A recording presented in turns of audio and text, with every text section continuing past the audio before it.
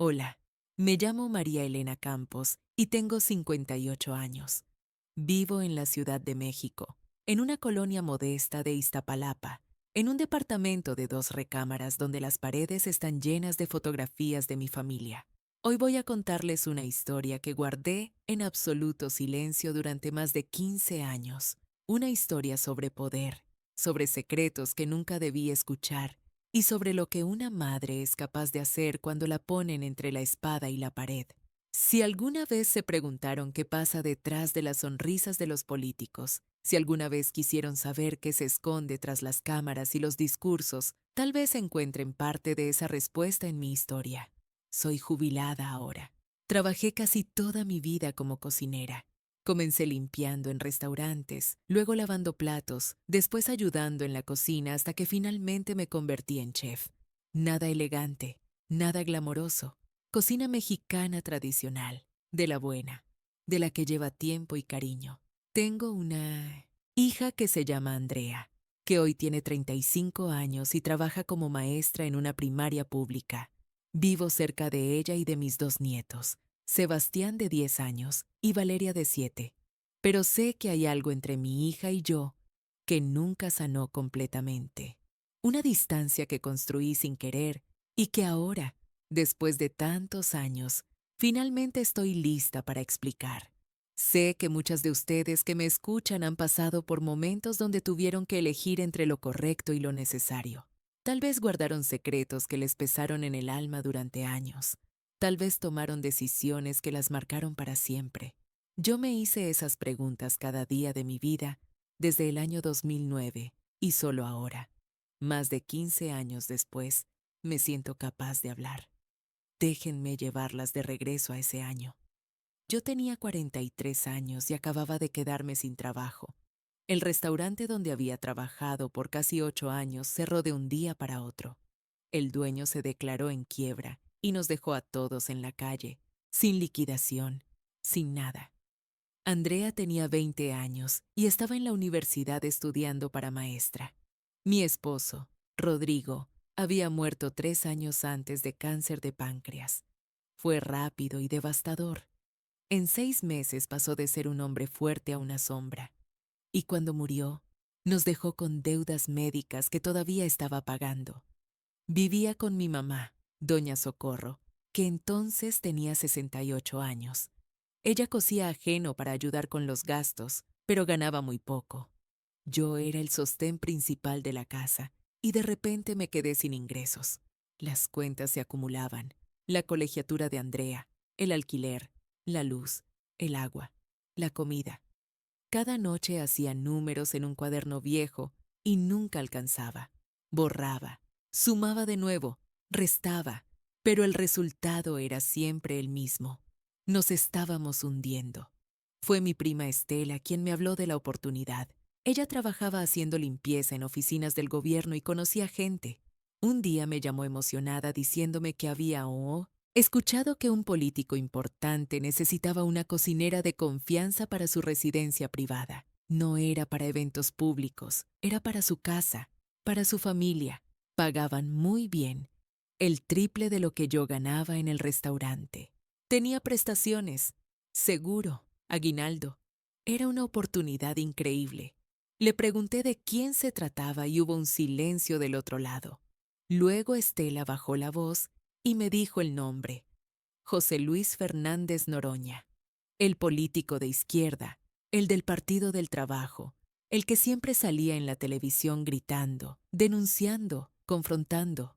Yo lo conocía como todo el mundo. Era imposible no conocerlo.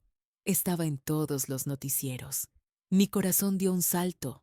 Trabajar para alguien así significaba estabilidad, significaba poder pagar las cuentas, significaba que Andrea podría terminar su carrera sin preocupaciones, pero también significaba entrar a un mundo que no conocía, un mundo de política, de poder, de cosas que yo no entendía.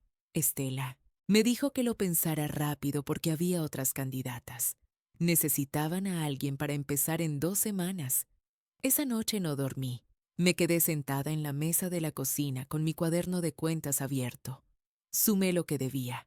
Calculé lo que necesitaría para los siguientes 6 meses. Con ese sueldo podríamos respirar, podríamos vivir con dignidad. Andrea no tendría que dejar la escuela. A la mañana siguiente llamé a Estela y le dije que aceptaba. Ella me dio un número de teléfono y me dijo que llamara directamente, que mencionara su nombre. Llamé con las manos temblando. Me contestó una mujer con voz profesional, eficiente. Me hizo preguntas sobre mi experiencia, sobre qué tipo de comida sabía preparar, sobre mi disponibilidad. Le expliqué que había trabajado en restaurantes por más de 20 años, que mi especialidad era comida mexicana tradicional, que podía trabajar el horario que necesitaran. Me citó para una entrevista 2 días después en una oficina, del centro, no en su casa, en una oficina neutral. Cuando llegué me recibió esa misma mujer. Se llamaba Claudia y era la asistente personal del licenciado. Me hizo más preguntas, revisó mis referencias, me pidió documentos, luego me explicó las condiciones. Trabajaría de lunes a sábado, de 9 de la mañana a 7 de la noche, los domingos libres. El sueldo era exactamente el triple de lo que ganaba antes. Tenía que ser discreta, profesional, respetuosa. La familia del licenciado valoraba mucho su privacidad. Asentí a todo. Firmé papeles. Me dieron uniformes. Me dijeron que empezaba el lunes siguiente. Cuando salí de esa oficina sentía que flotaba. Finalmente algo bueno nos estaba pasando. Decirle a Andrea fue fácil. Se emocionó tanto que me abrazó llorando. Me dijo que estaba tan orgullosa de mí que finalmente tendríamos un respiro. Mi mamá fue más cautelosa. Me preguntó si estaba segura de meterme con políticos, que esa gente era complicada. Le aseguré que solo iba a cocinar, nada más. Que me pagarían bien por hacer lo que sabía hacer. El lunes llegó demasiado rápido. La casa estaba en Coyoacán, en una calle tranquila llena de árboles. Una zona residencial donde las construcciones eran discretas pero claramente caras. No era una mansión ostentosa. Era una casa de 2 pisos con fachada sobria, pintada de blanco, con un jardín pequeño al frente y una reja negra de seguridad. Toqué el timbre con el corazón latiéndome fuerte. Me abrió un hombre joven de seguridad, serio, profesional. Me pidió identificación, revisó mi nombre en una lista y me dejó pasar. Claudia me esperaba en la entrada. Me recibió con una sonrisa breve y me condujo al interior. La casa era elegante pero sin exageraciones.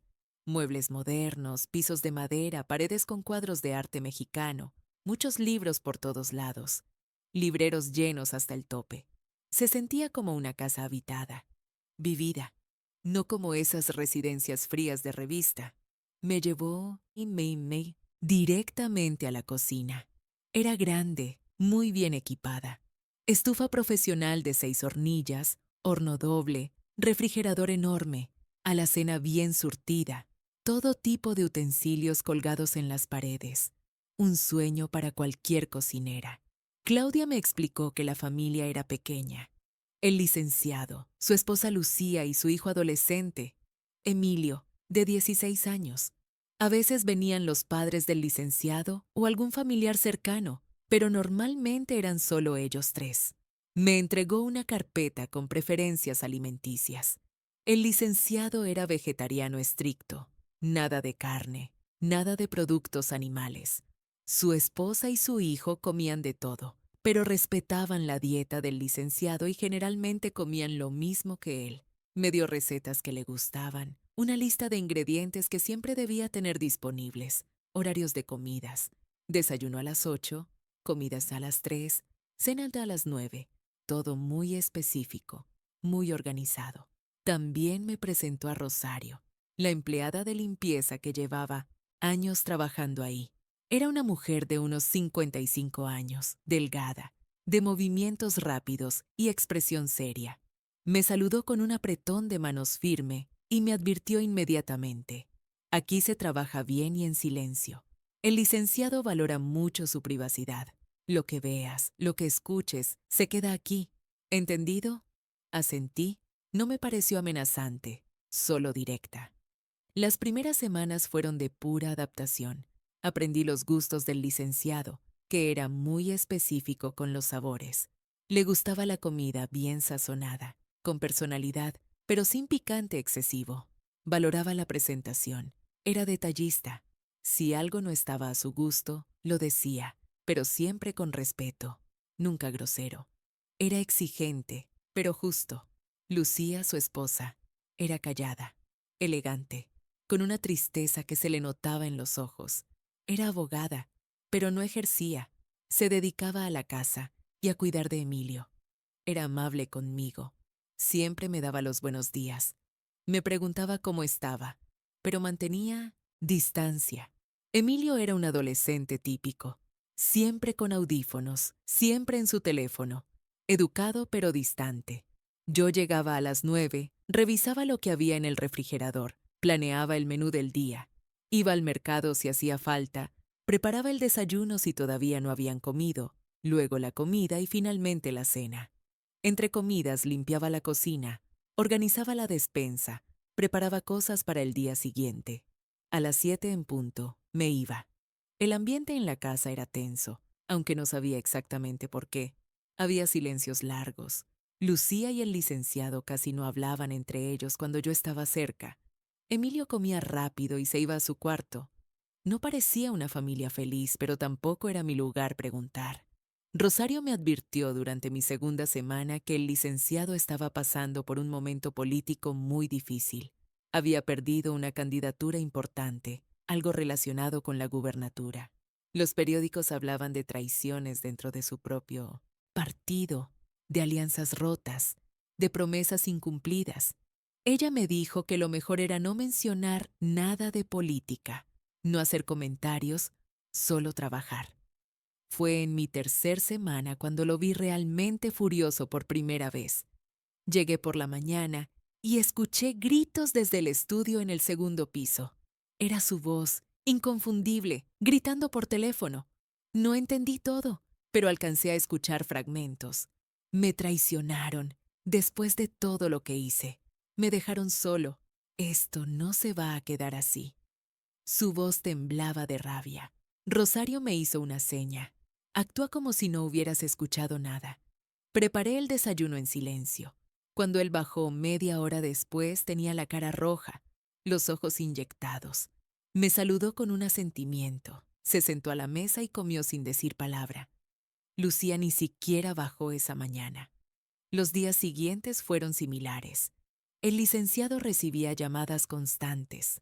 A veces se encerraba en su estudio por horas. Otras veces salía furioso dando portazos. Una tarde lo escuché romper algo, tal vez un vaso o un plato. Rosario me dijo que era normal, que cuando había crisis políticas él se ponía así. Pero lo que realmente me llamó la atención fue una conversación que escuché por accidente un viernes por la tarde. Yo estaba en la cocina preparando la cena. La puerta del comedor estaba entreabierta y el licenciado estaba ahí con dos hombres que no conocía. Hablaban en voz baja, pero el comedor estaba justo al lado de la cocina. Uno de los hombres decía algo sobre mover piezas, sobre alianzas que todavía se podían construir. El otro mencionaba nombres que yo no reconocía, políticos de otros partidos. Y entonces escuché al licenciado decir algo que me heló. Si tengo que negociar con el diablo para recuperar lo que me quitaron, lo haré. Ya no me importa la ideología, me importa el poder.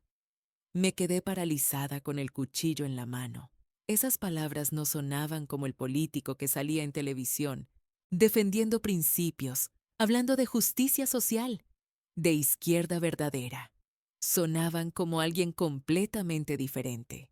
Seguí cortando verduras, haciendo ruido para que supieran que estaba ahí. La conversación cambió inmediatamente de tema. Unos minutos después, los hombres se fueron.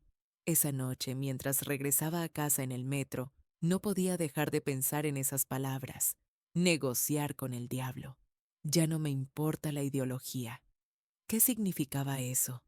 Pero luego me dije que no era mi problema, que yo estaba ahí para cocinar, para ganar dinero, para mantener a mi familia.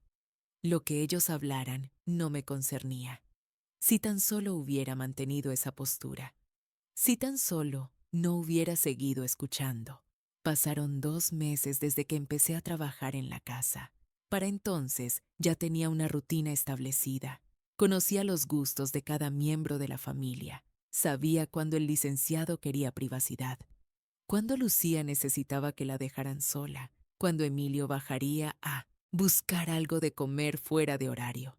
Me había vuelto invisible de la manera correcta, presente pero discreta, útil pero no invasiva. Andrea estaba feliz. Con mi nuevo sueldo pudimos ponernos al corriente con todas las deudas. Ella se compró libros que necesitaba para la universidad. Mi mamá pudo ir al dentista después de años de postergar tratamientos. Yo dormía un poco más tranquila sin ese peso constante de las cuentas sin pagar. Parecía que finalmente las cosas estaban mejorando. Fue un martes de noviembre cuando todo empezó a complicarse. Llegué por la mañana y Claudia me esperaba en la cocina con una expresión seria. Me dijo que esa noche el licenciado tendría una cena privada muy importante. Solo él y un invitado especial. Necesitaba que preparara algo excepcional, algo que impresionara. Me dio una lista de platillos sugeridos, todos vegetarianos, todos elaborados. Le pregunté quién era el invitado. Claudia dudó y luego me dijo que era mejor que no preguntara, que solo me enfocara en hacer una cena perfecta. Eso me puso nerviosa. Si ni siquiera podían decirme quién vendría, significaba que era alguien muy importante o muy controversial. Pasé el día entero preparando. Hice una sopa de calabaza con jengibre y leche de coco. Preparé tacos de coliflor al pastor con piña asada y cilantro. Hice un mole verde con champiñones y nueces. De postre, un flan de cajeta con nuez caramelizada.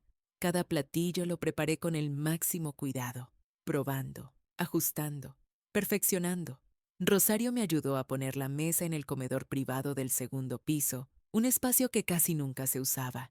Mantel de lino blanco, vajilla fina, copas de cristal, cubiertos de plata. Todo impecable. Claudia revisó cada detalle y finalmente asintió satisfecha.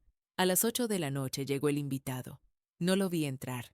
Rosario y yo teníamos instrucciones estrictas de quedarnos en la cocina y solo subir cuando nos llamaran para servir. Escuchamos el timbre, a voces bajas, pasos subiendo la escalera. Luego silencio. A las 8:30 Claudia bajó y me dijo que subiera con la sopa. Subí la escalera con cuidado, llevando la charola con 2 platos hondos humeantes. Toqué suavemente la puerta del comedor privado y escuché la voz del licenciado. Adelante. Entré con la cabeza ligeramente agachada, como me habían enseñado. Coloqué los platos frente a cada uno. El licenciado estaba en su lugar habitual.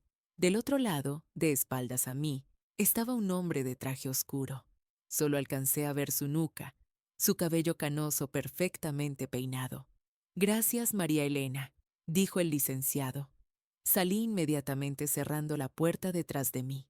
Mientras bajaba las escaleras escuché sus voces, conversando en tono bajo, cordial. No pude distinguir palabras específicas. Seguía así durante toda la cena. Subía, servía el siguiente platillo, me retiraba. No miraba directamente al invitado, no hacía preguntas, solo cumplía mi trabajo. Pero en cada viaje alcanzaba a captar fragmentos de la conversación, palabras sueltas que flotaban en el aire, alianza, votos, compensación, futuro. Cuando subí a servir el postre, la conversación había subido ligeramente de volumen. Tal vez el vino los había relajado. Mientras colocaba los platos de flan, escuché al invitado decir con voz áspera: «Nadie tiene que saber de este acuerdo. Si sale a la luz, nos destruye a ambos». El licenciado respondió: «Lo sé. Por eso estamos aquí y no en un restaurante. Confía en mí. Sé guardar secretos». Salí rápidamente, pero esas palabras se me quedaron grabadas. ¿Qué tipo de acuerdo era tan peligroso que tenían que ocultarlo? ¿Por qué se reunían en secreto? A las 11 de la noche terminó la cena. Escuché pasos bajando la escalera, voces despidiéndose en la entrada, un auto arrancando afuera. Luego silencio. Claudia subió a revisar el comedor y me indicó que podía empezar a recoger. Subí con Rosario. Mientras levantábamos los platos y limpiábamos la mesa, ella me susurró: «¿Viste quién era?». Le dije que no, que solo había visto su espalda. Ella se acercó más. Era Dante Delgado, del partido Nueva Alianza. ¿Te imaginas? El licenciado cenando en secreto con alguien del partido al que siempre critica en público. Mi estómago se apretó. Dante Delgado era un político conocido por ser pragmático, por cambiar de alianzas según le convenía. El licenciado siempre lo había atacado en entrevistas, lo había llamado oportunista, traidor a la izquierda. ¿Y ahora cenaban juntos en secreto hablando de alianzas? Rosario notó mi expresión y me puso una mano en el hombro. Lo que veas aquí, lo que escuches, lo olvidas. ¿Me entiendes? Los políticos son así. Dicen una cosa en público y hacen otra en privado. Tú solo trabajas, cobras y te vas a tu casa. No te metas. Asentí. Terminamos de limpiar en silencio. Cuando finalmente salí de la casa esa noche, ya casi era medianoche. El camino de regreso a Deitatsu, casa, se me hizo eterno. No podía dejar de pensar en lo que había escuchado. Nadie tiene que saber de este acuerdo. Llegué a mi departamento y encontré a Andrea todavía despierta, estudiando en la mesa del comedor. Me preguntó cómo me había ido. Le dije que bien, que había preparado una cena especial. Ella sonrió. ¿Para quién? Le respondí que para un invitado del licenciado, nadie importante. Ella siguió estudiando sin hacer más preguntas. Me fui a mi cuarto, me acosté y traté de dormir, pero mi mente seguía dando vueltas. Estaba empezando a ver algo que no debía ver. Los días que siguieron a esa cena fueron extrañamente normales. El licenciado actuaba como siempre, concentrado en su trabajo, saliendo temprano, regresando tarde. Lucía seguía en su silencio elegante, Emilio en su mundo adolescente. Rosario y yo hacíamos nuestras tareas sin comentar lo que había pasado.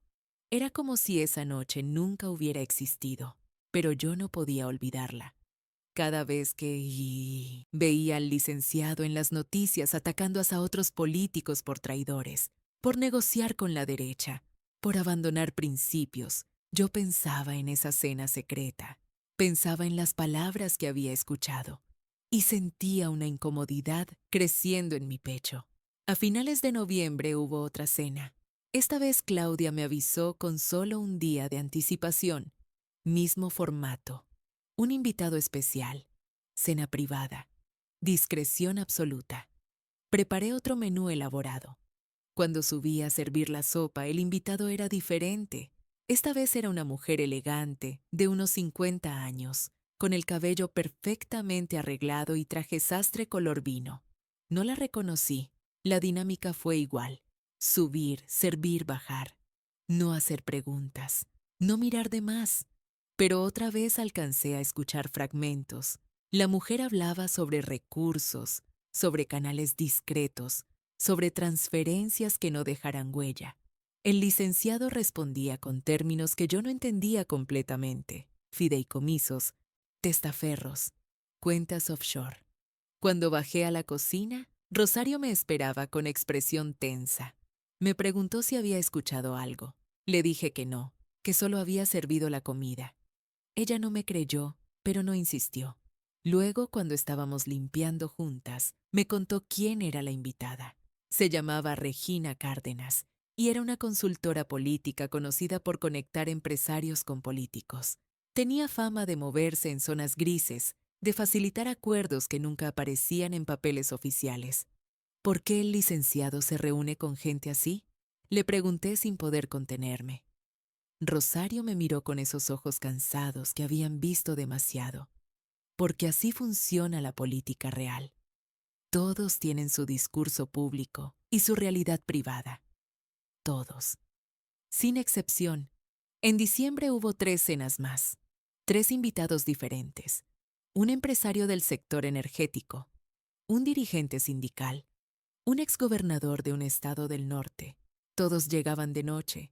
Todos se iban antes de medianoche. Todos hablaban en voz baja sobre cosas que no debían mencionarse en público. Y yo seguía ahí, invisible, sirviendo platos, escuchando fragmentos, acumulando información que no quería tener. Cada noche regresaba a casa con un peso mayor en el pecho. Andrea notaba que algo andaba mal. Me preguntaba si estaba enferma, si me trataban mal en el trabajo. Le aseguraba que no, que solo estaba cansada. Fue la última cena de diciembre la que cambió todo. Claudia me avisó con solo 4 horas de anticipación. El licenciado quería una cena especial, pero esta vez sin invitados, solo para él. Me pareció extraño, pero no pregunté. Preparé sus platillos favoritos, un caldo tlalpeño vegetariano, enchiladas de hongos con mole, arroz rojo, frijoles de la olla, agua de Jamaica. Cuando terminé de cocinar, Claudia me dijo algo inesperado. El licenciado quiere que cenes con él esta noche. Me quedé paralizada. ¿Disculpa? Que cenes con él. Dice que quiere agradecer tu trabajo personalmente, que has hecho un excelente trabajo este año. El corazón me latió fuerte. Eso no era normal. Los empleados no cenaban con los patrones. Pero Claudia insistió. Era una orden, no una invitación. Me dijo que me lavara las manos, que me quitara el delantal y que subiera al comedor privado. Subí las escaleras con las piernas temblando. Toqué la puerta. Adelante, María Elena. Entré.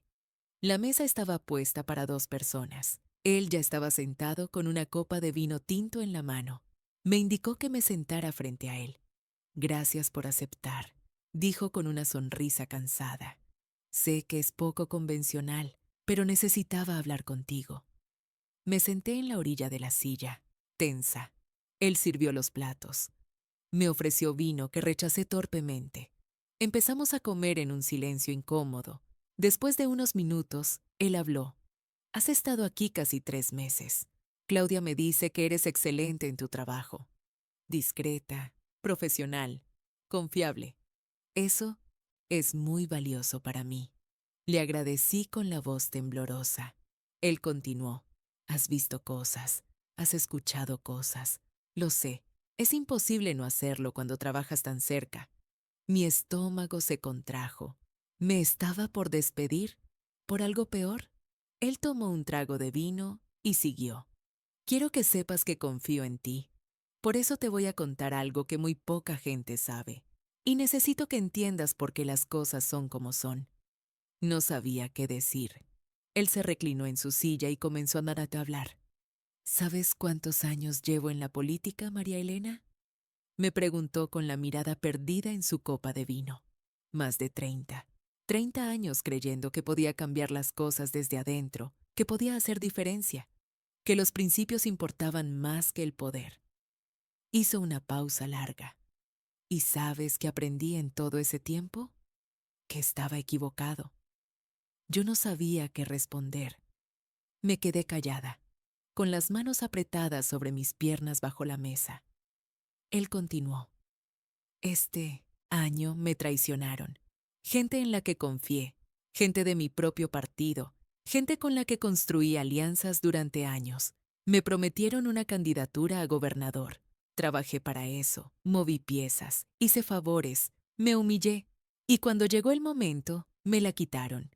Se la dieron a alguien más joven, más manejable, menos problemático. Su voz se llenó de amargura. Me dejaron fuera del juego y entendí algo fundamental. En la política no ganan los que tienen razón, ganan los que tienen poder. Y para tener poder, a veces hay que hacer cosas que van contra todo lo que has dicho en público. Se sirvió más vino. Sus manos temblaban ligeramente. Esas cenas que has servido, esas reuniones que has visto, son mi forma de reconstruir poder. Estoy haciendo alianzas que nunca pensé que haría. Estoy negociando con gente que públicamente critico. Estoy aceptando dinero de empresarios que deberían ser mis enemigos ideológicos. Todo para poder regresar al juego. Me miró directo a los ojos.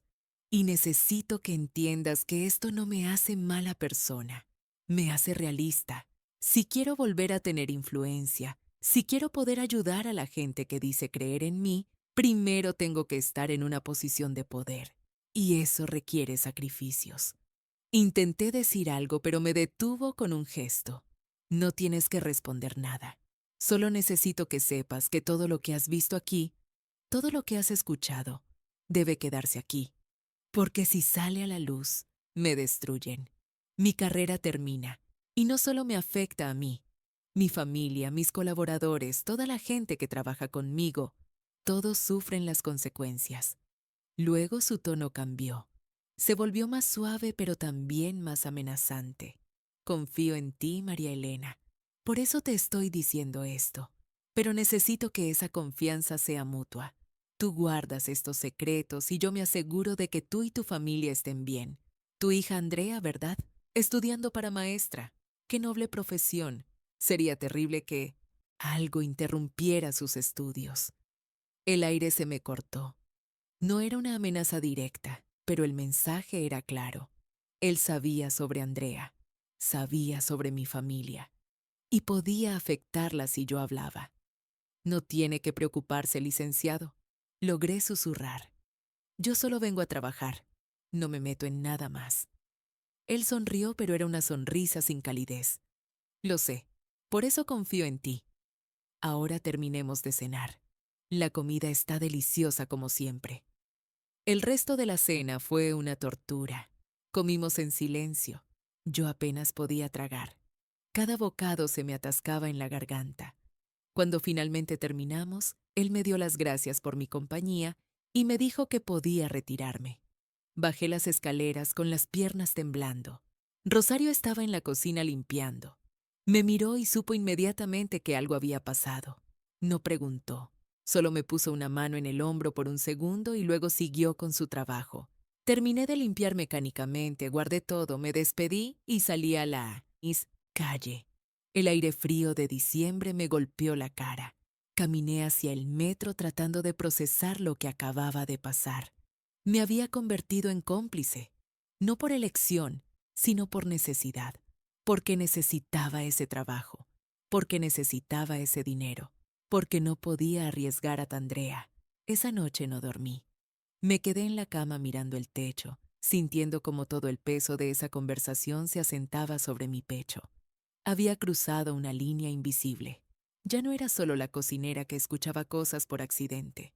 Ahora era alguien que sabía, que había sido advertida, que estaba obligada a guardar silencio. Y lo peor era que tenía razón. Yo necesitaba ese trabajo desesperadamente. No podía renunciar. No podía arriesgarme a que me despidieran. Y definitivamente no podía arriesgarme a que le hicieran daño a Andrea. Así que tomé la decisión más cobarde y más práctica de mi vida. Me quedé callada. Llegó el 2010 y con él una sensación de normalidad forzada. El licenciado volvió a su rutina política habitual. Las cenas secretas disminuyeron en frecuencia. Yo seguía cocinando. Rosario seguía limpiando. La casa funcionaba como un mecanismo bien aceitado. Pero yo había cambiado. Ya no podía ver al licenciado en la televisión sin pensar en esa cena, en sus palabras, en la amenaza velada sobre Andrea. Andrea terminó su segundo año de universidad con excelentes calificaciones. Estaba tan orgullosa de ella. Un sábado fue a visitarme mientras yo preparaba la comida y me contó emocionada sobre sus planes de hacer servicio social en una comunidad rural. Quería enseñar a niños de escasos recursos. Su idealismo me partía el corazón porque yo había perdido el mío en algún punto del camino. Mi mamá, doña Socorro, notaba que algo andaba mal conmigo. Me preguntaba por qué estaba más callada, por qué no compartía historias del trabajo como antes. Le decía que solo estaba cansada, que el trabajo era más demandante de lo que esperaba. Ella me miraba con esos ojos que ven a través de las mentiras, pero no insistía. Fue en febrero cuando apareció Armando. Era el nuevo chofer del licenciado. Un hombre de unos 50 años, de complexión fuerte, con cara de pocos amigos, pero que resultó ser amable cuando lo conocías. Llegaba todas las mañanas a recoger al licenciado y lo traía de regreso por las noches. A veces se quedaba esperando en la cocina y Rosario le ofrecía café. Armando había sido policía federal antes de trabajar en seguridad privada. Tenía esa manera de observar todo, de leer a las personas. La tercera vez que coincidimos en la cocina, mientras yo preparaba el desayuno y él esperaba su café, me preguntó directamente, ¿hace cuánto que trabajas aquí? Le respondí que casi 5 meses. Él asintió. Y ya te diste cuenta de cómo son las cosas, ¿verdad? No respondí. Él continuó en voz baja. Yo llevo un mes. He llevado al licenciado a lugares donde nunca pensé que iría. Reuniones con gente que públicamente odia. Oficinas de empresarios que deberían ser sus enemigos. Y he aprendido algo. Todos los políticos son iguales. Lo que dicen y lo que hacen son dos cosas completamente diferentes. Rosario entró en ese momento y la conversación se cortó. Pero esas palabras se me quedaron grabadas. No estaba sola en ver la hipocresía. Otros también la veían. En marzo comenzó una nueva fase. El licenciado empezó a recibir llamadas constantes de un número que lo ponía de muy mal humor. Yo lo sabía porque cuando sonaba ese teléfono específico, él salía al jardín para contestar y regresaba furioso. Una tarde lo escuché gritando. Ya te dije que no tengo esa cantidad ahora. Dame más tiempo. Me estás amenazando. ¿Sabes perfectamente lo que puedo hacer yo también? Cuando colgó, aventó el teléfono contra el sofá. Lucía bajó las escaleras preocupada. Tuvieron una discusión fuerte en la sala. Yo estaba en la cocina, pero alcancé a escuchar fragmentos. Lucía le reclamaba por meterse con esa gente, por hacer negocios sucios. Él le respondió que no tenía opción, que necesitaban el dinero, que ella no entendía las presiones que él enfrentaba. Fue la primera vez que vi grietas reales en esa familia. Lucía subió a su cuarto llorando. Emilio salió de la casa dando un portazo.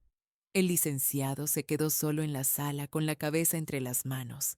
Esa noche, cuando estaba por irme, Claudia me llamó a su oficina. Me dijo que el licenciado necesitaba que le hiciera un favor personal. Quería que le cocinara ciertas comidas y las llevara empacadas a una dirección específica 2 veces por semana. Me daría un pago extra por esa tarea. Le pregunté para quién era la comida. Claudia dudó y luego me dijo que era para alguien que estaba ayudando al licenciado con temas delicados. No podía decirme más. Yo tenía que llegar a esa dirección, tocar el timbre, entregar las bolsas con comida y irme. Nada de preguntas, nada de conversaciones. Acepté porque el dinero extra era bueno. La primera vez que fui a esa dirección fue un martes. Era un edificio de departamentos en la colonia Roma. Nada lujoso, pero decente. Toqué el timbre del departamento 4B. Me abrió un hombre joven, de unos 30 años, con pinta de oficinista. Tomó las bolsas, me dio las gracias y cerró la puerta. Todo el intercambio duró menos de un minuto. La segunda vez, una semana después, cuando toqué el timbre, me abrió el mismo hombre, pero esta vez me invitó a pasar. Dijo que el licenciado había pedido que le diera instrucciones adicionales. Entré nerviosamente. El departamento era pequeño, lleno de computadoras, papeles por todos lados, pizarrones con notas y diagramas. Me explicó que su nombre era Iván y que trabajaba en investigación política. Eso podía significar muchas cosas, pero por el tipo de material que vi en las paredes, me pareció que investigaba a opositores, buscaba información comprometedora. Ese tipo de cosas. Me dijo que el licenciado valoraba mucho mi discreción y que yo era de confianza. Luego me entregó un sobre. Es de parte del licenciado. Un bono por tu lealtad. Adentro había 5,000 pesos en efectivo. Era mucho dinero. Le dije que no era necesario, que yo solo hacía mi trabajo. Él insistió. El licenciado cuida a la gente que lo cuida a él. Tómalo. Tomé el sobre con manos temblorosas. Cuando salí de ese departamento me sentía sucia. Ese dinero no era un bono. Era un pago por mi silencio. Era una forma de comprometerme más, de hacerme cómplice. Esa noche guardé el dinero en un cajón y no lo toqué durante semanas. Pero las cuentas seguían llegando. Andrea necesitaba libros, mi mamá necesitaba medicinas, el alquiler había subido. Y eventualmente usé ese dinero. Lo usé porque lo necesitaba, y con cada peso que gasté, sentí que me hundía más profundo. Los meses siguientes fueron de construcción de una doble vida que me estaba consumiendo por dentro. En el trabajo era María Elena, la cocinera eficiente y discreta que preparaba comidas deliciosas y nunca hacía preguntas. En casa era la mamá trabajadora que traía dinero suficiente para que Andrea pudiera concentrarse en sus estudios. Pero por dentro era alguien completamente diferente. Alguien que cargaba secretos pesados y que sabía demasiado. Las entregas de comida a Iván se volvieron rutinarias, 2 veces por semana, martes y viernes. Cada vez que iba, él me recibía con cordialidad profesional. A veces me hacía esperar unos minutos y yo veía los documentos esparcidos sobre su mesa. Fotografías de políticos en situaciones comprometedoras, reportes financieros con números resaltados, transcripciones de conversaciones telefónicas. Era un archivo viviente de secretos. Una tarde de mayo, mientras esperaba que Iván terminara una llamada para poder entregarle la comida, vi un sobre Manila sobre su escritorio. Estaba parcialmente abierto y alcancé a ver fotografías que salían de él. Eran del licenciado, con una mujer que no era Lucía, entrando a un hotel, besándose en un estacionamiento. Las fechas en las esquinas de las fotos eran recientes, de apenas unas semanas atrás. Mi estómago se contrajo. Iván terminó su llamada. Vio que yo había visto las fotos y simplemente las guardó en el sobre sin ninguna expresión de vergüenza o preocupación. Seguro de vida, me dijo con una sonrisa fría. Todos necesitamos uno en este negocio. No entendí completamente qué quería decir hasta que estuve de regreso en el metro rumbo a casa. Esas fotografías eran un seguro. Si el licenciado intentaba deshacerse de Iván o no cumplía con algún acuerdo, esas fotos saldrían a la luz. Era chantaje mutuo, seguros cruzados, una red de amenazas que mantenía a todos en línea. Esa noche Andrea notó que algo andaba mal. Me preguntó por qué no había tocado mi comida, por qué estaba tan callada. Le inventé una excusa sobre dolor de mi cabeza. Ella me preparó un té de manzanilla y se sentó conmigo en silencio. Su bondad me partía el corazón. Era tan pura, tan idealista, tan diferente al mundo en el que yo estaba metida. Fue en junio cuando conocí a la otra mujer de las fotografías. El licenciado me pidió que preparara una comida especial para llevar, empacada en contenedores elegantes. Dijo que tenía una reunión de trabajo fuera de la casa. Cuando terminé de empacar todo, Armando apareció en la cocina y me dijo que el licenciado quería que yo fuera con él para servir la comida personalmente. Me llevó en el coche a un edificio corporativo en Santa Fe. Subimos al piso 12. Entramos a una oficina lujosa con vista panorámica de la ciudad. Y ahí estaba ella, la mujer de las fotografías. Se llamaba Mónica Durán y era consultora de comunicación política. Tenía unos 35 años, elegante, segura de sí misma, con esa belleza pulida de quien se cuida profesionalmente. El licenciado estaba ahí también, comportándose de forma completamente diferente a como era en su casa. Coqueto, relajado, sonriente. Me indicó que sirviera la comida en la mesa de juntas que había en la oficina. Mientras yo ponía los platos, ellos conversaban sobre estrategias de campaña, sobre cómo reconstruir su imagen pública, sobre alianzas que estaban formando. Pero también había algo más en sus miradas, en cómo se tocaban las manos al pasarse documentos, en cómo él la miraba cuando ella hablaba. Era obvio que su relación iba más allá de lo profesional. Cuando terminé de servir, el licenciado me dio las gracias y me dijo que Armando me llevaría de regreso.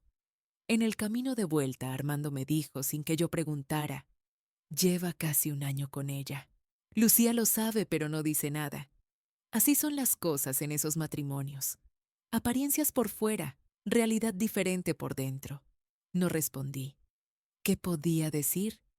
Pero esa información se sumó al peso que ya cargaba. Ahora sabía sobre las alianzas secretas, sobre los negocios turbios, sobre el chantaje cruzado, sobre la infidelidad. Cada secreto era una piedra más en la mochila que llevaba a cuestas. Andrea me notó cada vez más distante. Un domingo me confrontó directamente. Me dijo que sentía que yo le ocultaba algo importante, que ya no éramos cercanas como antes. Le aseguré que no pasaba nada, que solo estaba estresada por el trabajo. Ella me miró con lágrimas en los ojos y me dijo: «Mamá, prefiero que estemos pobres, pero que seas tú. No me gusta esta versión de ti que llegó de ese trabajo». Sus palabras me destrozaron. Tenía razón. Yo había cambiado. El trabajo me estaba transformando en alguien que no quería ser, pero no podía dejarlo. Necesitaba el dinero. Y más importante, ahora sabía demasiado. Renunciar podría ser interpretado como un riesgo, como alguien que podría hablar. Estaba atrapada, completamente atrapada. El verano de 2010 fue particularmente intenso. El licenciado estaba preparando su regreso político para las elecciones intermedias del siguiente año. La casa se llenó de actividad constante, reuniones, llamadas, gente entrando y saliendo. Claudia coordinaba todo con eficiencia militar. Rosario y yo trabajábamos el doble para mantener la casa impecable y alimentar a todos los visitantes. Fue en esos meses cuando empecé a notar cambios en Lucía.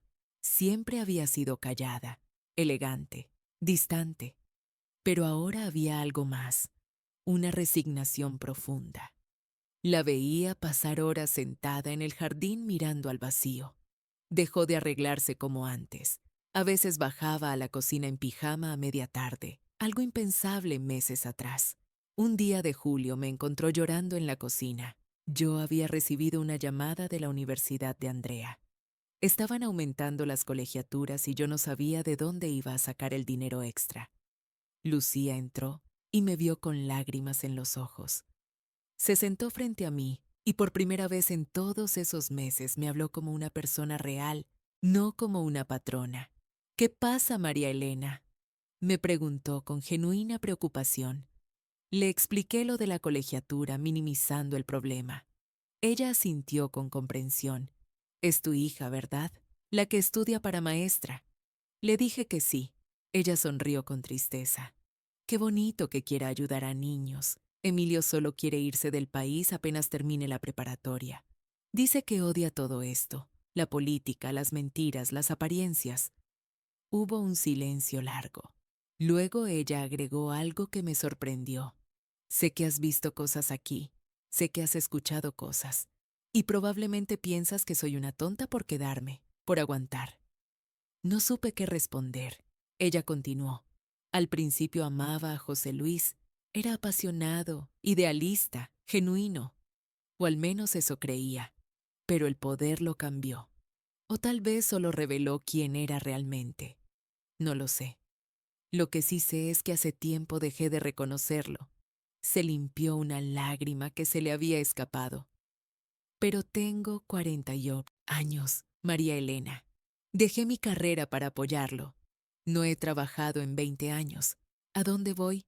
¿Qué hago? Así que me quedo. Hago como que no veo lo que veo, como que no sé lo que sé. Es más fácil así». Su honestidad brutal me dejó sin palabras. Ella se levantó, puso una mano en mi hombro. «Cuida a tu hija. No dejes que nada ni nadie te quite la posibilidad de cuidarla. Ni siquiera la lealtad malentendida o el miedo». Luego salió de la cocina, dejándome con más preguntas que respuestas. Esa misma semana el licenciado me llamó a su estudio. Era tarde, casi las 8 de la noche. Cuando entré lo encontré con varias botellas de whisky abiertas sobre el escritorio. Estaba borracho, cosa rara en él. Me indicó que me sentara. Yo obedecí nerviosamente. «María Elena», comenzó con la lengua algo trabada, «eres de las pocas personas honestas que quedan en mi vida. Lo sabes, ¿verdad?». No respondí. Él siguió. «Todos los demás quieren algo. Poder, dinero, influencia, contactos. Pero tú solo quieres cuidar a tu hija. Eso es puro. Es genuino». Se sirvió otro whisky. «He hecho cosas terribles, ¿sabes? Cosas que van contra todo lo que alguna vez creí. Me he vendido pedazo por pedazo. Y lo peor es que ahora ni siquiera me siento mal por ello. Solo siento vacío. Me miró con ojos vidriosos. ¿Tú crees en algo, María Elena? ¿En Dios? ¿En el karma? ¿En que las cosas malas que hacemos regresan a nosotros? Le respondí honestamente. Creo que Dios perdona si realmente nos arrepentimos. Él rió amargamente. ¿Y si no me arrepiento? Si solo lo lamento porque me dejó vacío, no porque esté mal. No supe qué responder. Él me despidió con un gesto cansado. Cuando salí de ese estudio sentí una mezcla extraña de lástima y asco. Lástima porque era un hombre claramente destruido por dentro. Asco porque sabía que ese sufrimiento no lo detendría de seguir haciendo lo mismo. Agosto trajo nuevas complicaciones. Iván me citó en su departamento un día fuera de la rutina habitual. Cuando llegué me recibió con expresión seria. Me dijo que necesitaba que le hiciera un favor. El licenciado necesitaba ciertos documentos que estaban en su casa, en el estudio privado del segundo piso. Necesitaba que yo los sacara de ahí y se los trajera. Me negué inmediatamente. Le dije que yo era cocinera, no ladrona. Él se rió. No es robar si estás trabajando para el dueño de los documentos. Solo necesita acceso a unos papeles que son suyos, pero que por razones complicadas no puede sacar él mismo. Le insistí que no, que eso estaba fuera de mis funciones. Él cambió de tono. María Elena, el licenciado ha sido muy generoso contigo. El bono que te dio, el sueldo que te paga, todo eso viene con expectativas. Y una de esas expectativas es que cuando necesite ayuda en cosas delicadas, pueda contar contigo. La amenaza era clara. Rechazar significaba poner en riesgo mi trabajo, mi ingreso, la seguridad de Andrea. Pregunté qué documentos necesitaba. Me dio una lista, facturas específicas, algunos contratos, ciertos papeles de un cajón específico del escritorio. Acepté con un nudo en el estómago. Y así crucé otra línea que nunca pensé que cruzaría. Conseguir esos documentos fue una de las cosas más difíciles que he hecho en mi vida. No por la complejidad técnica, sino por lo que representaba. Ya no era solo la cocinera que escuchaba cosas por accidente. Ahora era activamente parte de algo turbio, algo que no entendía completamente, pero que sabía era incorrecto. Esperé a un martes cuando el licenciado salió temprano a una reunión que duraría todo el día. Lucía estaba en su terapia semanal, Emilio en la escuela. Solo estaban Rosario y yo en la casa. Le dije a Rosario que necesitaba limpiar el estudio del licenciado porque había notado polvo acumulado. Ella me miró con sospecha. Sabía que ese cuarto normalmente lo limpiaba Claudia, pero no dijo nada. Subí con las piernas temblando. Entré al estudio y cerré la puerta. El escritorio era enorme, de madera oscura, lleno de cajones. Saqué la lista que Iván me había dado. Necesitaba facturas de una empresa llamada Consultores Integrales SEDCB, contratos con fechas específicas y una libreta con tapas de cuero negro. Empecé a buscar. El primer cajón tenía puros papeles administrativos. El segundo estaba cerrado con llave. El tercero tenía carpetas organizadas por fecha. Encontré algunas de las facturas que necesitaba. Las saqué con cuidado. Las puse en mi delantal. El cuarto cajón tampoco tenía llave. Y ahí estaba la libreta negra. La abrí.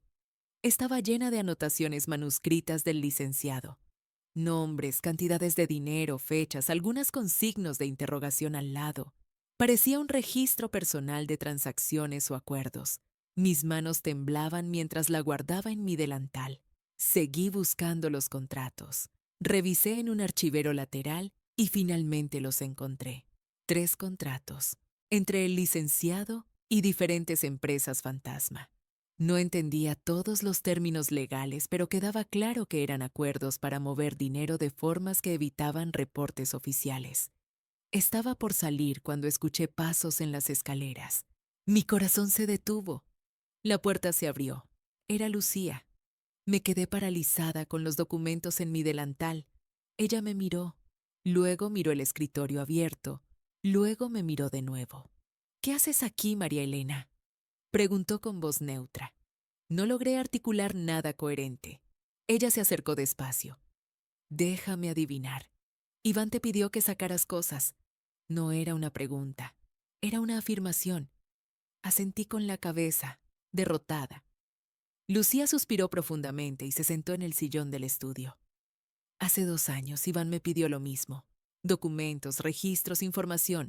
Y yo también dije que sí, porque tenía miedo de decir que no. Me miró con esos ojos cansados. ¿Sabes qué es lo más triste, María Elena? Que todos estamos atrapados en esta red. Tú, yo, Claudia, Armando. Todos sabemos demasiado. Todos hemos hecho cosas que no deberíamos. Y por eso no podemos salir. Se levantó y caminó hacia la ventana. Toma lo que necesites. Yo no vi nada. Pero ten cuidado. Cada vez que haces un favor así, te hundes más. Y llega un punto en que ya no puedes salir aunque quieras. Salí de ese estudio con los documentos, con el corazón latiéndome a 1000 por hora. Bajé a la cocina, guardé todo en mi bolso y terminé mi jornada como si nada hubiera pasado. Esa tarde, cuando fui al departamento de Iván, le entregué los documentos. Él los revisó. Asintió satisfecho y me dio otro sobre con dinero. Buen trabajo, dijo con una sonrisa que me dio escalofríos. El licenciado está muy complacido. Eres valiosa para el equipo. Salí de ahí sintiéndome sucia. El dinero en mi bolso pesaba como plomo. Cuando llegué a casa, Andrea me recibió emocionada. Había recibido una beca parcial que cubriría parte de la colegiatura. Estaba tan feliz que me abrazó llorando de alegría. Yo la abracé de vuelta, pero por dentro me sentía vacía. Mi hija estaba construyendo su futuro sobre bases limpias, con esfuerzo genuino. Y yo estaba financiando ese futuro con dinero que venía de lugares oscuros, de acciones que me avergonzaban. Esa noche no pude dormir. Me quedé mirando el techo preguntándome hasta dónde estaba dispuesta a llegar.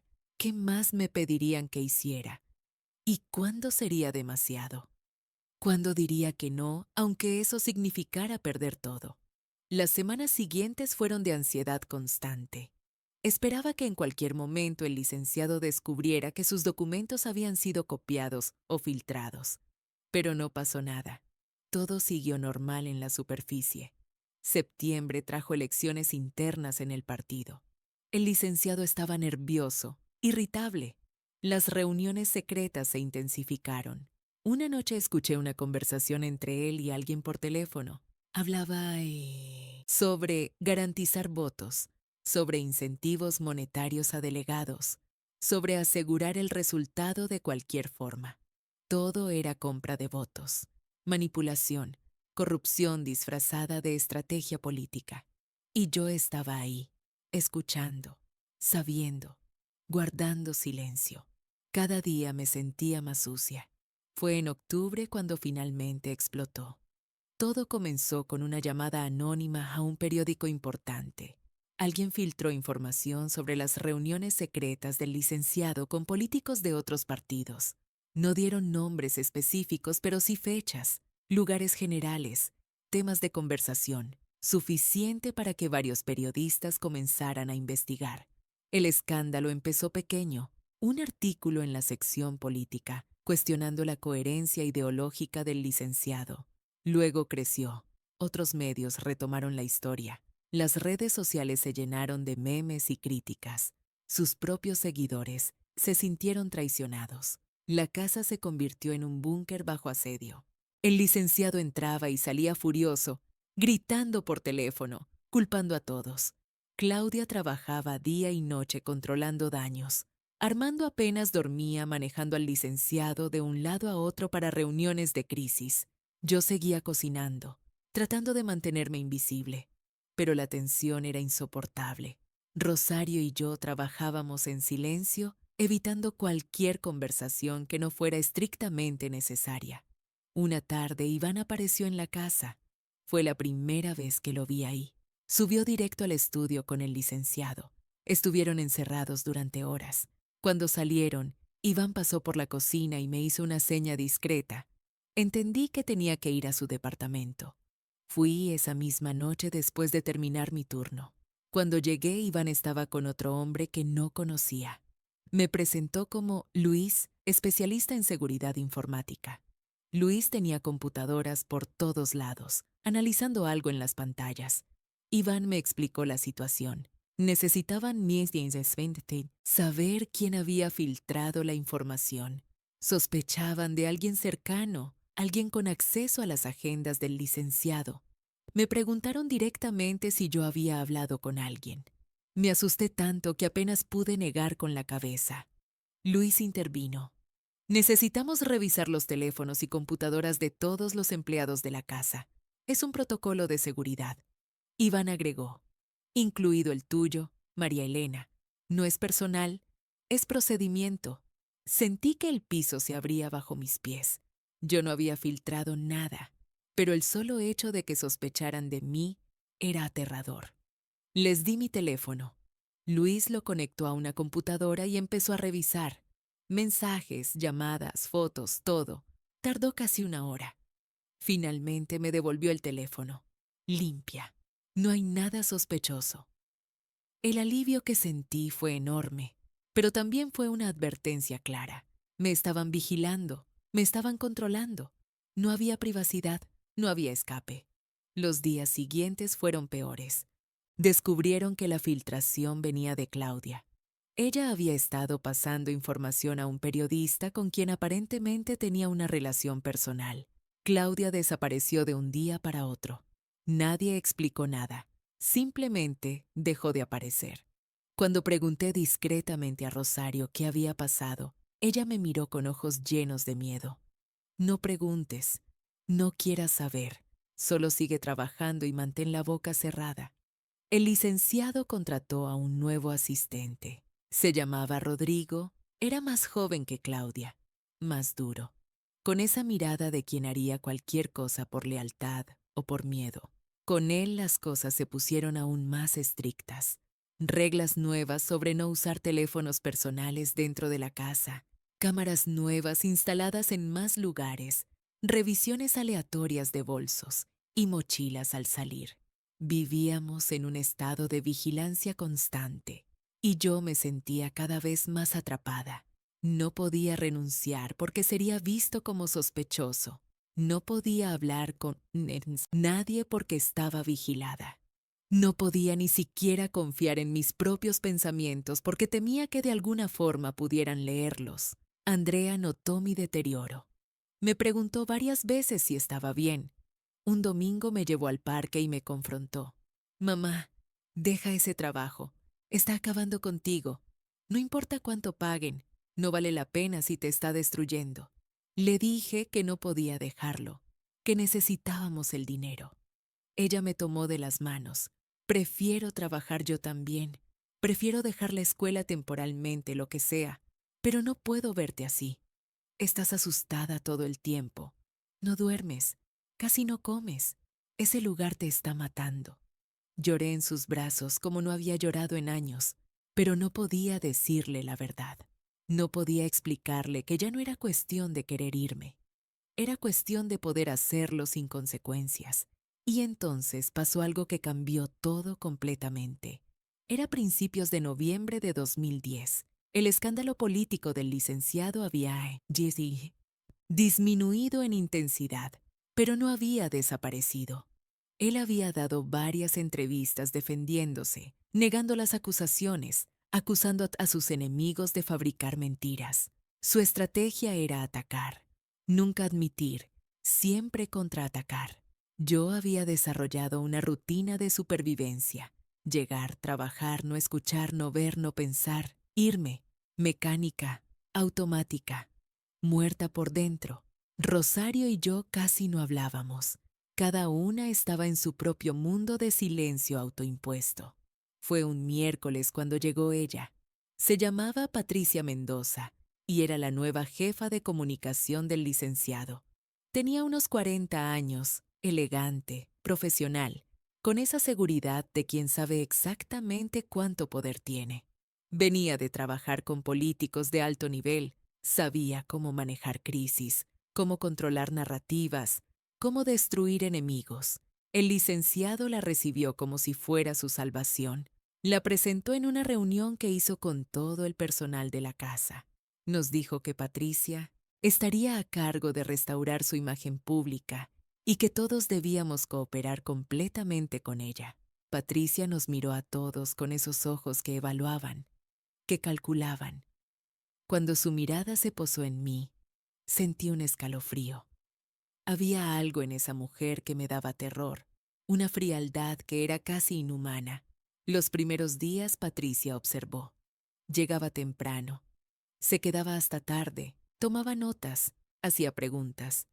Una tarde me llamó a la oficina que habían habilitado para ella en la casa. Me senté frente a su escritorio con las manos sudando. María Elena, comenzó con voz suave pero firme. Llevo una semana observándote y he notado algo interesante. Estás asustada todo el tiempo. ¿Por qué? Le respondí que no estaba asustada, que solo estaba concentrada en mi trabajo. Ella sonrió sin calidez. No me mientas. Soy experta en leer a las personas. Estás aterrorizada. ¿De qué? ¿De quién? No sabía qué responder. Ella continuó. He revisado tu expediente. Llevas casi un año trabajando aquí. Has sido testigo de muchas cosas. Reuniones, conversaciones, eventos. Y según mis fuentes, has sido absolutamente discreta. Eso es bueno. Pero también me pregunto, ¿cuánto sabes exactamente? Mi corazón latía tan fuerte que pensé que podía escucharlo. Le aseguré que yo solo cocinaba, que no prestaba atención a nada más. Ella se inclinó hacia adelante. Te voy a ser honesta, María Elena. Mi trabajo es proteger al licenciado. Y para hacer eso necesito saber exactamente quién sabe qué. Así que te voy a hacer una pregunta directa y necesito que me respondas con la verdad. ¿Alguna vez has considerado vender información sobre el licenciado a periodistas o a sus enemigos políticos? La pregunta me dejó sin aire. Nunca. Yo nunca haría eso. Ella me estudió en silencio durante lo que parecieron minutos eternos. Finalmente asintió. Te creo. Pero necesito que entiendas algo. Las cosas se van a poner más intensas. La campaña política viene en unos meses. Va a haber más presión, más investigaciones, más intentos de destruir al licenciado. Y necesito saber que puedo confiar absolutamente en ti. Le aseguré que sí. Ella sacó un documento y lo deslizó hacia mí. Entonces, firma esto. Era un acuerdo de confidencialidad, pero mucho más estricto que el que había firmado al empezar. Establecía penalizaciones legales severas si yo revelaba cualquier información sobre el licenciado o su familia. Multas de millones de pesos, posible cárcel. Firmé con mano temblorosa. No tenía opción. Ella guardó el documento. Bien, ahora somos un equipo. Y en este equipo cuidamos unos de otros, pero también nos destruimos si alguien traiciona. ¿Entiendes? Entendí perfectamente. Era otra capa más de control, otra forma de asegurarse de que yo nunca hablaría. Los días siguientes, Patricia implementó cambios drásticos en la casa, nuevos protocolos de seguridad, reuniones obligatorias semanales con todo el Chile, personal donde nos recordaba la importancia de la lealtad, ejercicios de simulación de crisis donde nos preguntaba qué haríamos si periodistas nos abordaban. Era un entrenamiento militar para empleados domésticos y funcionaba. Todos estábamos más asustados, más controlados, más silenciados que nunca. Fue en una de esas reuniones cuando Patricia mencionó algo que me heló la sangre. Hemos identificado que alguien dentro de este círculo cercano sigue filtrando información, pequeñas cosas, detalles que solo alguien de adentro podría saber, y lo vamos a encontrar. Tenemos formas. Miró a cada uno de nosotros como si pudiera ver a través de nuestras mentiras. Yo mantuve la mirada baja, rogando que no sospechara de mí.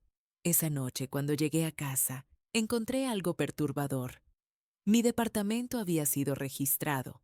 No era obvio a primera vista, pero yo conocía mi espacio.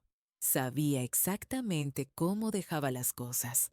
La gaveta de mi ropa interior estaba ligeramente abierta cuando yo siempre la cerraba completamente.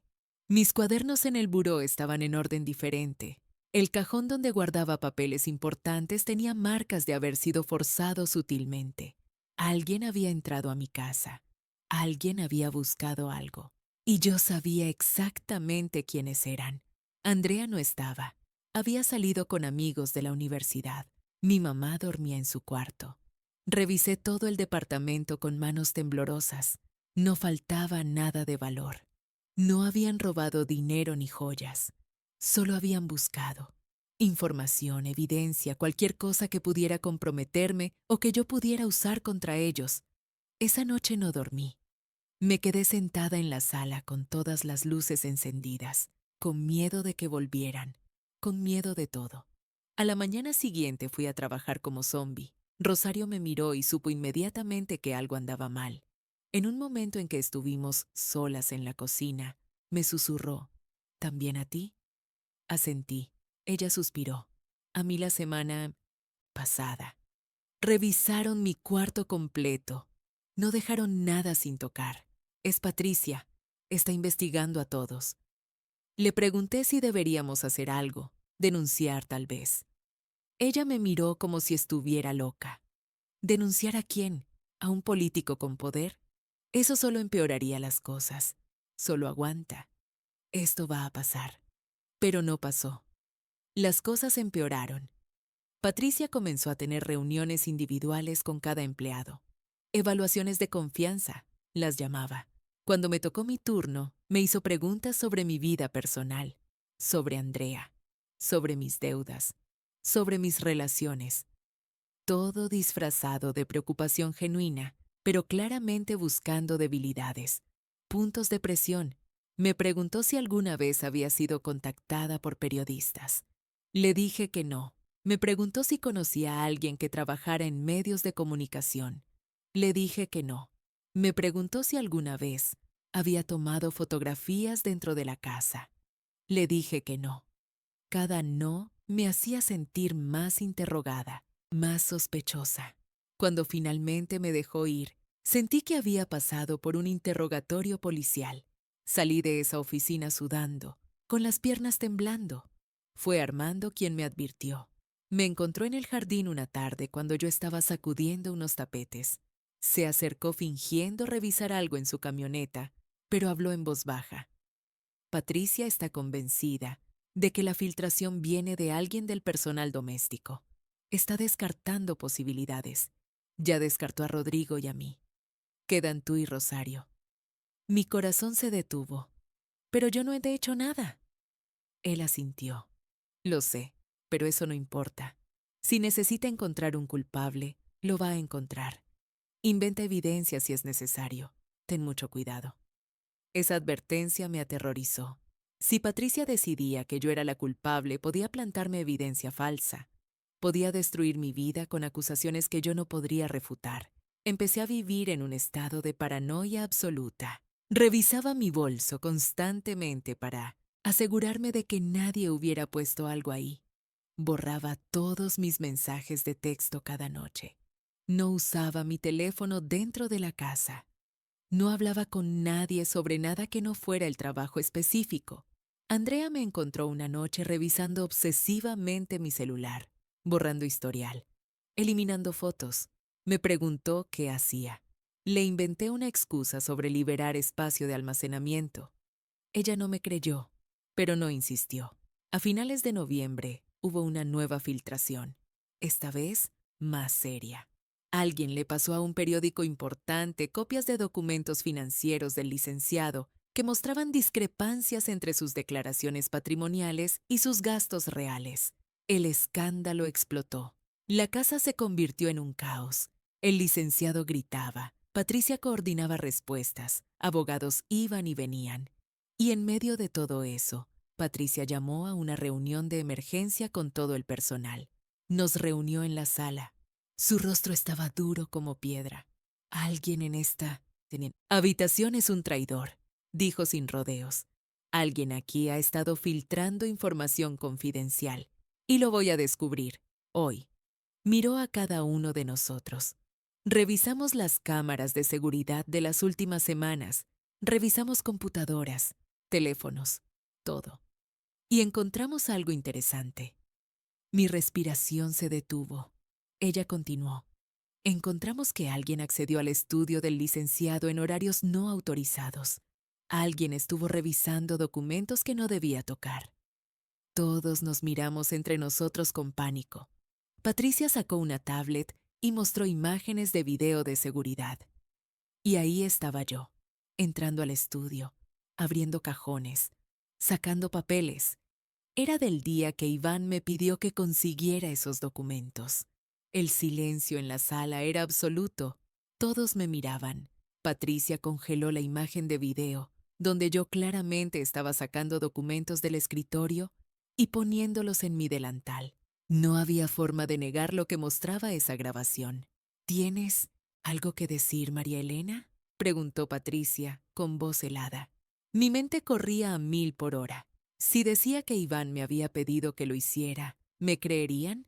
¿O Iván negaría todo y quedaría yo como la única culpable? Si me quedaba callada, automáticamente me condenaba. Yo no filtré nada, logré susurrar. Patricia se acercó. Pero sí robaste documentos confidenciales. Lo acabamos de ver. ¿Para quién trabajas? ¿Quién te está pagando? Las lágrimas comenzaron a rodar por mis mejillas. Nadie me paga. Yo solo hice lo que me pidieron. Patricia se tensó. ¿Quién te lo pidió? Antes de que pudiera responder, la puerta se abrió. Era el licenciado. Había estado escuchando desde afuera. Entró a la sala y todos inmediatamente nos pusimos de pie. Él le hizo una seña a Patricia. Deja que todos se vayan, excepto María Elena. Los demás salieron rápidamente. Rosario me lanzó una mirada de compasión antes de irse. Quedamos solo el licenciado, Patricia y yo en esa sala. El licenciado se sentó y me indicó que hiciera lo mismo. Yo obedecí con todo el cuerpo temblando. María Elena, comenzó con voz calmada, demasiado calmada. Te voy a hacer una pregunta y quiero que me respondas con absoluta honestidad. ¿Quién te pidió que sacaras esos documentos de mi estudio? Tomé aire profundo. Ya no había vuelta atrás. Iván. Iván me lo pidió. El licenciado asintió como si hubiera confirmado algo que ya sospechaba. Y te dijo para qué los necesitaba. Negué con la cabeza. Solo dijo que eran documentos suyos que usted no podía sacar por razones complicadas. Patricia intervino. ¿Y no te pareció extraño? ¿No te pareció sospechoso? Le respondí con voz quebrada. Sí, pero tenía miedo. Tenía miedo de que si decía que no, perdería mi trabajo. O algo peor. El licenciado se puso de pie y caminó hacia la ventana. Estuvo en silencio durante lo que parecieron minutos eternos. Finalmente habló. Iván me ha estado chantajeando. Ha estado acumulando información, documentos, evidencia para usarla contra mí si no cumplo con sus demandas económicas. Y tú, sin saberlo, lo ayudaste a construir su archivo. Sentí que el mundo se derrumbaba. Yo había sido usada. Había sido una herramienta inconsciente en un juego de chantaje que ni siquiera entendía. El licenciado se giró hacia mí. Pero tú no lo sabías. Fuiste manipulada. Aprovecharon tu necesidad, tu miedo, igual que han manipulado a muchos otros. Patricia interrumpió. Con todo respeto, licenciado, eso no cambia el hecho de que ella robó documentos confidenciales. Podríamos proceder legalmente contra ella. El licenciado levantó la mano. No, ella no es el problema. Iván es el problema. Me miró directo a los ojos. Te voy a hacer una propuesta, María Elena. Puedes irte ahora mismo. Te doy 3 meses de salario como liquidación y nunca hablamos de esto.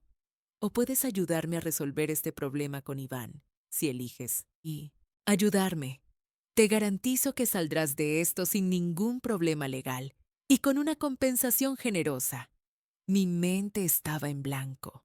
Patricia agregó, si decides ayudar, necesitamos que sigas llevándole comida a Iván como has estado haciendo. Pero esta vez vas a llevar algo más, un dispositivo de rastreo en su celular que nos permita monitorear sus comunicaciones. Eso era espionaje.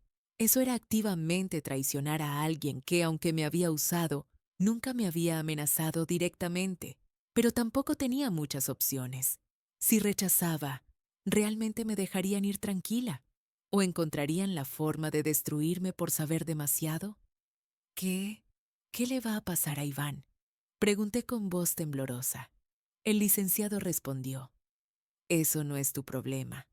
Tu problema es decidir si quieres proteger a tu familia o si quieres proteger a alguien que te usó como peón. Tenía razón. Iván me había manipulado. Me había puesto en riesgo sin importarle las consecuencias para mí. ¿Por qué debía protegerlo? Está bien, susurré.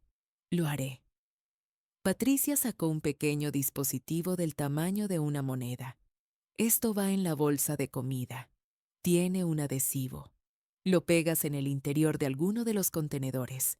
Cuando Iván lo lleve a su departamento y lo conecte a su Wi-Fi, nosotros tendremos acceso a todo. Tomé el dispositivo con manos que no dejaban de temblar. El licenciado puso una mano en mi hombro. Sé que esto es difícil, pero estás haciendo lo correcto. Y cuando todo termine, estarás bien. Lo prometo. No me sentía como si estuviera haciendo lo correcto. Me sentía como una traidora, pero ya estaba tan adentro que no había forma de salir. Al día siguiente preparé la comida para Iván como siempre. Empaqué todo en contenedores y en el último momento, con el corazón latiendo tan fuerte que pensaba que se me saldría del pecho, pegué el dispositivo en el interior de la tapa de uno de los contenedores. Llegué al departamento de Iván con mis niños, las bolsas de comida y una culpa que me carcomía por dentro. Toqué el timbre tratando de mantener la compostura. Él abrió con su sonrisa habitual, sin sospechar nada. Justo a tiempo, María Elena. Estoy muriendo de hambre. Lo seguí adentro. Su departamento estaba como siempre, lleno de computadoras, papeles, archivos. Me indicó que dejara la comida en la mesa. Mientras yo sacaba los contenedores, él revisaba unos documentos en su escritorio. El contenedor con el dispositivo quedó ahí, inocente, letal. ¿Todo bien en la casa?, me preguntó sin levantar la vista de sus papeles. Le dije que sí, todo normal. Él asintió. Bien, el licenciado debe estar tranquilo ahora que tienen a Patricia manejando todo. Esa mujer es eficiente, hay que reconocerlo. Quise advertirle, quise decirle que se cuidara, que estaban tras él, pero no pude. Las palabras se me quedaron atoradas en la garganta. Me despedí rápidamente y salí de ahí sintiendo que acababa de firmar su sentencia de muerte. 2 días después, Patricia me llamó a su oficina. Tenía una expresión de satisfacción en el rostro. Funcionó perfectamente. Ya tenemos acceso a todo su sistema. Comunicaciones, archivos, contactos, todo. Sentí náuseas. ¿Y ahora qué va a pasar? Ella se reclinó en su silla. Ahora vamos a recuperar todo lo que Iván robó. Y vamos a asegurarnos de que nunca más pueda chantajear a nadie. Su tono era frío, calculado. No había emoción alguna, solo eficiencia. No quiero saber más, dije poniéndome de pie. Ella me detuvo. Espera, el licenciado quiere verte. Me llevó al estudio del segundo piso. El licenciado estaba ahí con su abogado, revisando documentos en una laptop. Cuando entramos, cerró la computadora. María Elena, gracias por tu ayuda, dijo con tono formal. Has demostrado ser leal cuando importaba, y quiero recompensarte. Sacó un sobre grueso. Aquí hay 50,000 pesos. Es tu bono de lealtad, y también quiero ofrecerte algo más. Hizo una pausa.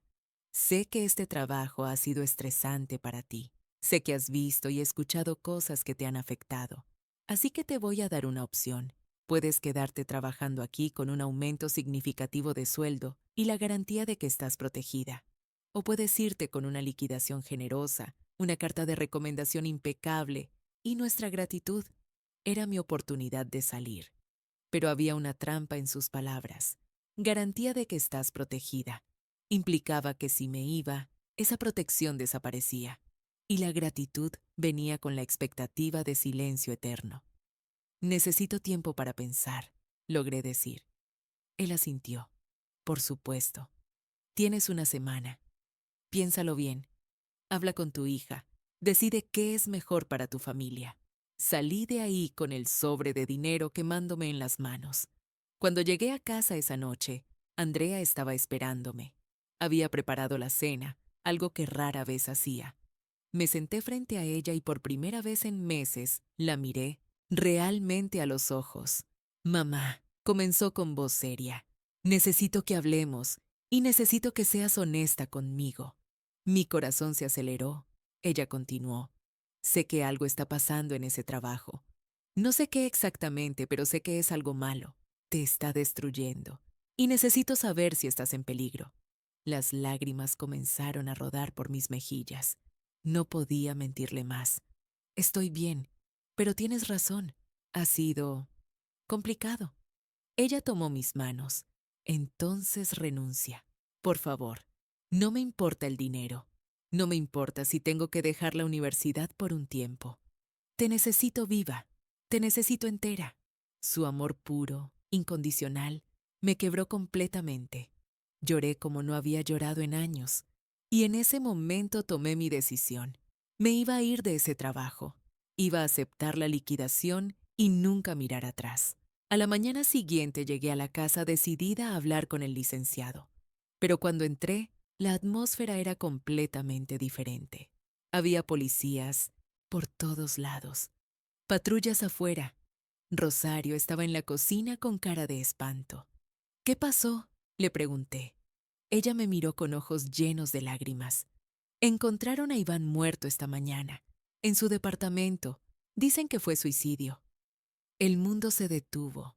Sentí que no podía respirar. ¿Suicidio? Rosario asintió. Eso dicen. Se ahorcó. Dejó una nota confesando que había estado chantajeando al licenciado y que no podía vivir con la culpa. Sabía que era mentira. Sabía exactamente lo que había pasado. Y sabía que yo había ayudado a que pasara. El dispositivo que planté les dio acceso a todo. Información, ubicación, todo lo que necesitaban para llegar a él. Subí corriendo al baño y vomité. Vomité hasta que no quedó nada en mi estómago. Iván estaba muerto y yo había sido parte de ello. No renuncié ese día. No pude. Estaba en shock, paralizada por la culpa y el miedo. Patricia me llamó a su oficina esa tarde. Me dijo con voz neutral que la muerte de Minin Sisti, Iván, era una tragedia, que había estado bajo mucha presión y había tomado una decisión desesperada. Su tono dejaba claro el mensaje. Esa era la versión oficial y todos debíamos repetirla. El licenciado entiende que esto debe ser impactante para ti, continuó Patricia. Después de todo, tú le llevabas comida regularmente, desarrollaste cierta cercanía con él, pero es importante que entiendas que tú no eres responsable de sus decisiones. Él eligió su camino. Sus palabras sonaban como absolución, pero también como advertencia. Tú no eres responsable de sus decisiones, pero si hablas, entonces sí serás responsable de las consecuencias. Pasé las siguientes semanas funcionando en automático. Llegaba, cocinaba, limpiaba, me iba. No hablaba con nadie más de lo necesario. Rosario también estaba diferente, más callada, más asustada. Sabía que ambas habíamos visto demasiado. En diciembre el licenciado me llamó de nuevo a su estudio. Me dijo que entendía que había sido un año difícil para mí, que valoraba enormemente mi lealtad y mi silencio. Me ofreció una liquidación de 200,000 pesos si decidía irme, o quedarme con el doble de sueldo si prefería continuar. Por primera vez en meses, hablé con firmeza. Me voy, acepto la liquidación. Él asintió sin sorpresa. Entiendo, es lo mejor para todos. Firmarás algunos documentos de confidencialidad adicionales y quiero que sepas que estarás bien. Nadie te va a molestar, pero el silencio es permanente. Sobre todo, ¿entiendes? Entendí perfectamente. Firmé los documentos, recibí el dinero y salí de esa casa por última vez en la última semana de diciembre de 2010. Cuando crucé la puerta sentí como si saliera de una prisión, pero también sabía que las cadenas invisibles me seguirían para siempre. Con ese dinero, Andrea pudo terminar su carrera sin preocupaciones económicas. Se graduó con honores en 2013. Consiguió trabajo en una primaria pública donde ama lo que hace. Casó con un buen hombre en 2015. Tuve 2 nietos hermosos. Y durante todos estos años guardé silencio. Ni siquiera a Andrea le conté todo. Solo le dije que había sido un trabajo muy estresante con gente muy difícil, pero que al final había valido la pena porque nos dio estabilidad económica. He visto al licenciado en la televisión muchas veces a lo largo de los años. Siguió en la política, ganó algunas batallas, perdió otras. Cada vez que aparece en las noticias defendiendo causas sociales, hablando de justicia, de honestidad en el servicio público, siento náuseas, porque yo sé quién es realmente. Yo vi lo que hace en privado versus lo que dice en público. En 2018 mi mamá murió. En su lecho de muerte me tomó la mano y me dijo, sé que cargaste algo pesado todos estos años. Nunca me contaste qué, pero lo vi en tus ojos. Espero que algún día puedas soltarlo. No pude responderle, solo lloré. Han pasado 15 años desde que salí de esa casa. El licenciado ahora tiene más de 70 años, sigue activo políticamente, sigue con su mismo discurso. Mónica Durán eventualmente se casó con él después de que se divorciara de Lucía en 2012. Patricia Mendoza ahora trabaja para otros políticos, aplicando las mismas tácticas despiadadas. Y yo sigo viva, pero fragmentada. Pedazos de mí se quedaron en esa casa, en esas decisiones imposibles, en esa culpa que nunca me abandona. Andrea hoy tiene 35 años, mis nietos 17. Y finalmente, después de todos estos años, le conté todo a mi hija hace 3 meses. Lloramos juntas durante horas. Ella me preguntó por qué no había hablado antes. Le expliqué que no podía, que era demasiado peligroso, que necesitaba protegerla. Me dijo que entendía, que había hecho lo que cualquier madre haría. Pero ambas sabemos que no es tan simple. Me arrepiento todos los días. Me arrepiento de haber aceptado ese trabajo. Me arrepiento de no haber renunciado la primera vez que vi algo sospechoso. Mimi, Mahalagne. Arrepiento de haberme quedado callada cuando Iván murió, pero también sé que con las presiones que enfrentaba, con las opciones limitadas que tenía, probablemente volvería a tomar las mismas decisiones. El poder destruye, no solo a quienes lo tienen, sino a todos los que están cerca. Yo fui empleada doméstica de un político poderoso durante poco más de un año, y ese año me marcó para siempre. No fui heroína, no fui villana. Fui simplemente una mujer tratando de sobrevivir y proteger a su hija en un mundo donde la gente común siempre es descartable. Si esta historia te tocó, si reconoces en ella algo de tu propia experiencia con el poder y la impotencia, con las decisiones imposibles que a veces debemos tomar, déjame saber en los comentarios. No estamos solas en cargar estos pesos, y tal vez compartiendo nuestras verdades podamos sanar un poco. Sobreviví para contar esto, y eso tendrá que ser suficiente.